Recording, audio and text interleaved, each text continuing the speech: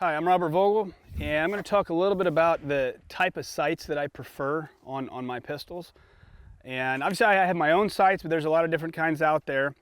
And first off, is I'm talking about practical shooting, okay, which is, again, balancing speed and accuracy. If you're just standing there going to the range and shooting slow fire a group, shooting a bullseye, whatever, that's not practical shooting. So it's got to be a good balance of that. What I prefer, and anybody that's shot pistols for very long at all, they all have very similar notch and post type sights is what I'm talking about. On the rear sight, I like a wider and a deeper rear notch. Okay, so when you have a wider and deeper and a bigger rear notch, that's creating more daylight and more space, more room around the front sight.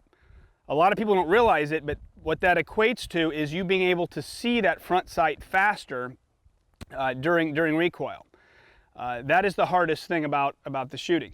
In practical shooting, again, the targets we shoot at are typically not that hard to hit. What separates the different levels of shooters is how fast can you hit them.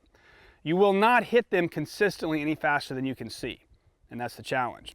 So most people, if you put a gun in their hand and had them just shoot into the berm as fast as they can possibly shoot, most people can pull the trigger about 5 to 6 times in a second.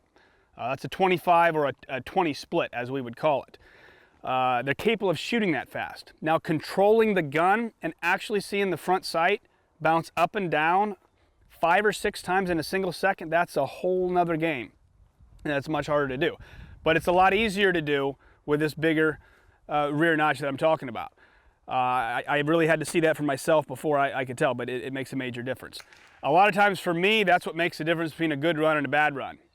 If I'm shooting, say, across a bunch of steel plates, the times that I have a good run are the times I'm actually able to keep track of that front sight and see it. The times I have a bad run are the times I literally just lose it, you know. I'm trying to look at it, but again, it's bouncing up and down 4 or 5 times, maybe more, on different targets in 1 single second. And that's the challenge. But again, it is much easier to do that with a wider, deeper rear notch. On the front sight, I prefer a fiber optic. There's a lot of things out there these days.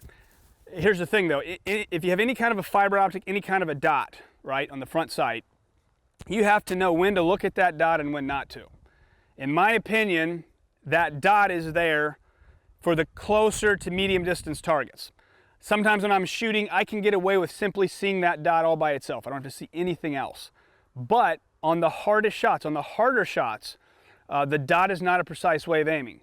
The most precise way of aiming a pistol is just seeing the silhouette of the sight picture, taking the front sight, the actual top edge of the front sight itself, putting it in the notch, and making sure, again, the top edge of the front sight is flush across the top edge of the rear sight, and looking at that edge, okay? The lighting conditions, and none of that will matter if that's what you're doing there. But what a lot of guys do is they're way too focused on that dot, and they let that front sight actually ride up too high on the rear, and it's not all the way down in the rear notch. And I see this all the time. Guys are shooting 6 or 8 inches high at 15 yards, and they're blaming it on the sight, but in reality, it's on their focus.